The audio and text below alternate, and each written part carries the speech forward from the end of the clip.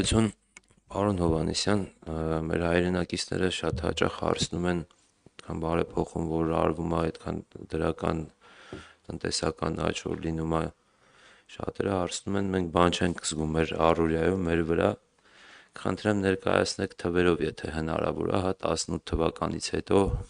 1 հոգու հաշվով, բաժանած ընդհանուր մեր հայրենակիցների թիվը բաժանած 1 հոգու մասով միջինը ինչքան գումար է ծախսում պետությունը եւ 18 թվից առաջ, 18 թվից հետո այդ հարաբերակցությունը, եթե հնարավոր է հասկանանք, ճիշտ է ակնհայտ է ինչ մեծ աշխատանք է կատարվում, դպրոցներ են կառուցվում, պարտեզներ են կառուցվում, հիվանդանոցներ են կառուցվում, ենթակառուցվածքներ նոր եւ շատ բան է արվում, բայց շատ մեր հայրենակիցները անձամբ որ իրենց վրա դա չեն զգում, դա ոնց որ ասած իրենց համար տեսանելի չի, էլ չեմ ասում, որ շատ երկրներում օրինակ մանկապարտեզ հա երեխաներին որ տանում են վճարովի հա մեր երկրում հա պարտեզները հերիք չի որ նոր կառուցվում են, որ անվճար հա մեր երկրում պարտեզ երեխաներին տանելը եւ շատ նյուանսներ կա, որ մեր հայրենակիցները անձամբ միջև իրենց վրա չեն զգում, չեն տեսնում այդ բարեփոխումը կարելի ասել, նաեւ կարեւոր եմ համարում այն հանգամանքը այսօր վարչապետը ինչպես նշեց գույքահարկի հետ կապված, եթե մարդկա օրինակ տարին վճարում է 50,000 դրամ գույքահարկ, նույնպես մարդիկ կան, որ կարող է միջև դոլարով ասեմ $1 միլիոն գույքահարկ վճարեն եւ դա խառնած բաժանած կիսած չեն պատկերացնում նույն մեր հայրենակիցները, որ իրենց վճարած գումարը ինչքան էլ որ մի փոքր շատանում է, բայց հետո իրենց վրա ծախսվող գումարը էլ ավելի շատ է լինում, նրա հաշվին, որ մեծ գույքահարկ վճարողներ էլ կան նույնպես այսքանը խնդրեմ մանրամասն թվերով ներկայացնեք, եթե հնարավոր է, շնորհակալություն։ Շնորհակալություն, դե մարդկանց բարեկեցությունը նկարագրող հիմնական ցուցանիշը դա մեկ անձի հաշվով համախառն ներքին արդյունքի ցուցանիշն է։ Եվ այդ ցուցանիշը 18 թվականին եղել է $4200։ Ես արդեն ասեցի, որ 2024 թվականին այն եղել է $8500։ Եվ կարելի է այս առումով ասել, որ մեր միջին մարդը դոլարային արտահայտությամբ 2 անգամ ավելի շատ եկամուտ է ստացել։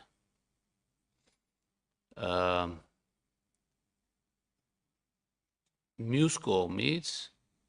մենք պետք է հաշվի առնենք, որ իհարկե դրամը որոշակիորեն դոլարի նկատմամբ արժևորվել է մոտավորապես մի 20%-ով եւ դրամային արտահայտությամբ այսինքն կարելի է ասել, որ մոտավորապես մի 30%-ով մարդիկ ավելի լավ են ապրում, որը կարծում եմ միջինում շատ էական է։ Այստեղ պետք է մի բան էլ հաշվի առնենք, որ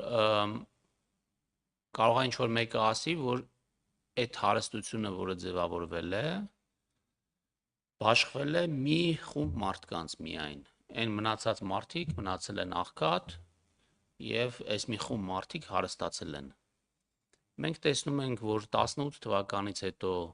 աղքատության ցուցանիշն է բարելավվել, մենք տեսնում ենք, որ աղքատության խորությունը եւ սրությունն է բարելավվել, մենք տեսնում ենք, որ Gini ինդեքսն է բարելավել, այսինքն այդ եկամուտների բաշխումը ավելի հավասարաչափ է տեղի ունեցել մեր հասարակության մեջ։ Այսինքն կարելի է ասել, որ այս հարստությունը, որը Հայաստանը կուտակել է կամ կարողացել է ավելի մեծ հարստություն ստեղծել այս տարիների ընթացքում, այդ հարստությունը հիմնականում զգացել են մեր քաղաքացիների մեծամասնությունը։ Իհարկե